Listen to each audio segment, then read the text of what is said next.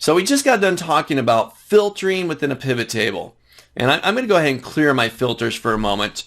I'll go back to my row labels here, the little drop down, and I'm going to clear the filter. That's off of the type, and I'm going to do the same thing for my salespeople. And I'll go up here to my month, and I'm going to clear those out as well. I'll just go back to all. Now, again, a very accessible way to filter the pivot tables, little drop down arrows, just like you filter anything else inside of Excel. Well, you know what? This is great, but we do need to know a little bit about a filter command within Excel to perform these operations. I want to make this even more accessible so that anybody that comes into my Excel pivot table can jump right in there, doesn't have to know anything about filtering inside of Excel, and they can perform a filter on my pivot table.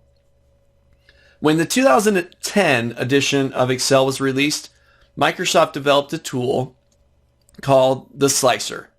And the slicer is a more robust and more accessible interface to filtering the results of your pivot table. Take a look. This is how you create and work with a pivot table slicer. So first step, I'm going to click into my pivot table. Doesn't matter where. I'm going to go up to my Analyze tab, top of my screen.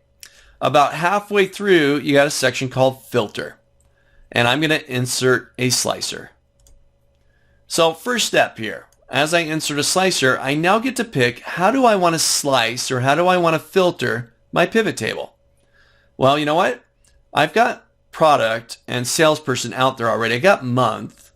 Let's grab the region. I'll select region. I'm going to hit OK. And this is my slicer. It's a kind of a dashboard element, a nice accessible little interface here where all I need to do is click on one of the values like north and it filters my pivot table. I'll grab west. Got Bishop in the west who sold these. I got central. Ooh, Lee and Watson are part of the central region. I'll hold down my control key and select south.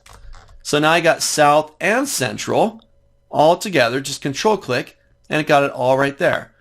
But a nice, accessible user interface to be able to interact with this table and quickly filter the results. This is your slicer tool. And again, all you need to do, click into the pivot table, go to the Analyze tab, and insert a slicer. Grab one of your columns, like this time maybe I'll grab the year. I'll hit OK. Now I've got two slicers, year and the region. I can resize these guys. Let's make them a little bit smaller, but perhaps I want to stack them on top of one another. And I'll select 2014. There's my data. I'll grab West. Let's grab 2013.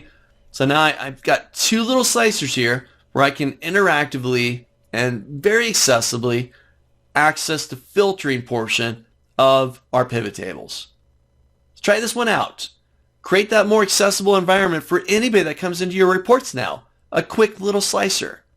Click into your pivot table, hop up to the Analyze tab, insert a slicer, and now you can have this nice little interface to be able to filter your pivot tables.